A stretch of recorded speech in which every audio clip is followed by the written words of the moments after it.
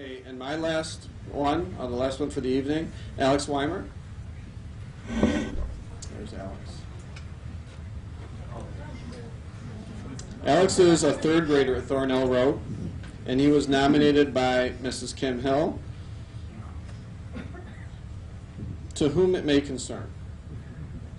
Alex is a third grader at Thornell Road Elementary School.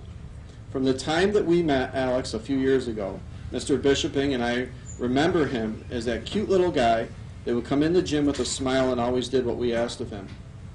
Alex was diagnosed with cancer when he was in first grade. As a result, he was out of school for an extended time. When Alex returned to school, we expected that he would have much fatigue and expected that Alex would sit out from time to time. We were fully prepared to modify his activities. Nothing was further from the truth. Alex came in the very first day with his super cool red and white hat on and did everything that was expected of him and the rest of the class. Since he was still going through treatments, Alex could have done whatever his little heart desired. We would have done anything to help his time in PE to be as positive as possible. Some children have been known to fake tie their shoes to get out of running laps around the gym. Not Alex. Even the days when he was visibly not feeling his best, he just kept going around and around until he was done. If the expectation was 10 laps, that's what Alex did. If it was 13 sit-ups, that's what he did. Even when it took him longer than the other kids, his incredible work ethic and confidence in himself kept him going to completion. We were truly amazed and humbled by him every class. Alex is truly a special kid. Last year, I was diagnosed with cancer. This is Mrs. Hill.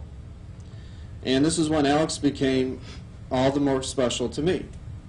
Shortly before my first surgery, Alex and I were hanging out in the gym while his parents were at his parent-teacher conference. Roles changed as Alex became the teacher and I became the student. I had so many questions about what was going to happen to me, and he had the answers. He bravely showed me his cute little bald head, as I knew that was also in my future. He showed me his port, which I was petrified to get, and he reassured me that it was no big deal. The calmness and confidence that this little rascal gave me was unforgettable. I've never told Alex how often I thought of him before my treatments and throughout.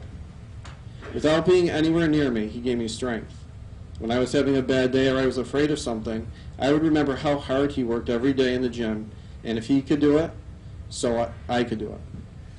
He kept in touch with me a little bit through email while I was going through treatments, with the help of sweet Mrs. Eileen Montaigne.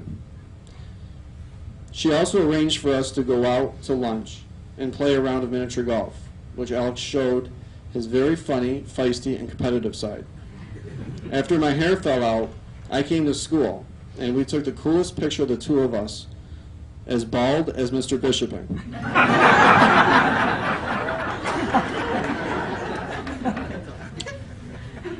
I look at him now, and I'm jealous of all of his thick, wavy hair. This special young man didn't intend to be such a positive role model, and I'm sure he doesn't feel as though he is one. You are, Alex. You showed your classmates, teachers, parents, and I'm sure many doctors and nurses how to cope with cancer. And you showed us how to fight it in a quiet, peaceful way, like only you can. People say that the best things in life often come out of worst times. Alex is one of the best things to come into my life, and he came at one of my worst times. I wish everyone had an Alex to help them through the scary times. I love you, buddy, and you'll always be my biggest role model. Mr. and Mrs. Weimer, thank you. Thank you for raising an incredibly compassionate and strong young man.